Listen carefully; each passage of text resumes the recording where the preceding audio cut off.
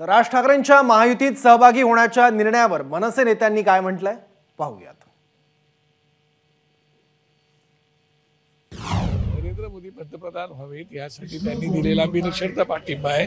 आम्हाला हे पाहिजे ते पाहिजे इतरांसारखे वाटाघाटी न करता त्यांनी आता बिनशर्त पाठिंबा दिलेला आहे आणि निश्चितपणे राजसाहेब तो अत्यंत सकारात्मक दृष्टिकोनातून पंतप्रधान नरेंद्र मोदी साहेब व्हावे यासाठी सर्व प्रयत्न करते। विधानसभेची तयारी म्हणजे जागा आत्ता नाही पण विधानसभेला जागा महायुतीत असते। आम्ही आमची इंडिव्हिज्युअल तयारी करणार आहोत, त्याच्यानंतर होईलच। महायुतीमध्ये लढाल तुम्ही, सोबत लढाल, जागा घेऊन लढाल, त्यावेळेची परिस्थिती कशी असेल त्यावेळी राजसाहेब जेव्हा कुठलाही विचार करतात तो असा तात्काळ आजच्या उद्याच्या फायद्याचा किंवा आज मला काय मिळालं उद्या मला काय मिळालं अशा पद्धतीचा नसतो।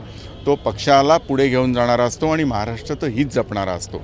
आणि हा जो त्यांनी आदेश दिला याच्यामध्ये त्यांच्या मनातही काही गणितं आहेत, तर ती पुढच्या काळामध्ये आपल्याला सर्वांना कळतील। पण महाराष्ट्राचं हित आणि आपल्या पक्षाचं हित हे प्राधान्याने याच्यामध्ये विचार केला गेलेला आहे आणि ते तुम्हाला नजीकच्या भविष्यकाळामध्ये दिसेल। पण सर, गेले अनेक वर्ष ज्यांना तुम्ही विरोध केलात, ज्यांच्या विरोधात तुम्ही बोलत होतात, आज त्यांनाच तुम्हाला पाठिंबा द्यावा लागतोय। द्यावा लागत नाहीये, काही ती स्ट्रॅटेजी असतात, त्यांनी याच्यामध्ये त्यांची भूमिका पाठिंबा देण्यापूर्वी स्पष्ट केलेली, त्यामुळे त्याच्याबद्दल वेगळं मी काही सांगण्याची गरज नाहीये। माननीय राजसाहेब हे नेहमी महाराष्ट्राचा आणि देशाचा, हिंदुत्वाचा, मराठी माणसाचा विचार करूनच निर्णय घेतील आणि त्याचप्रमाणे त्यांनी निर्णय घेतलाय।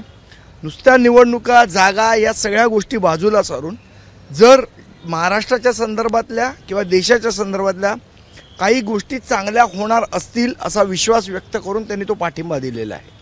त्यामुळे जे राजसाहेब सांगतायत त्याप्रमाणे आम्ही काम करू, ते सांगतील त्याप्रमाणे आम्ही। महायुतीत गेलात, प्रचार करणार आहात, याबद्दल अद्यापही प्रश्न चिन्ह आहेत, त्याला नाही, या संदर्भात सन्माननीय राजसाहेब जो आदेश देतील त्याप्रमाणे आम्ही करू। शेवटी कधी आपल्यासाठी काही करायचं असलं तर अगोदर दुसऱ्यासाठी काही करावं लागेल ना। याचा अर्थ तुम्ही वेगळा करण्यासाठी का नाही? आज देशासमोर जे प्रश्न आहेत त्या प्रश्नाचं मनसेने दुसरी कुठली भूमिका गेली असती तर हा कायमस्वरूपी आमच्यावर दाग बसला असता। आज साहेबांनी देशहित लक्षात ठेवलेलं आहे।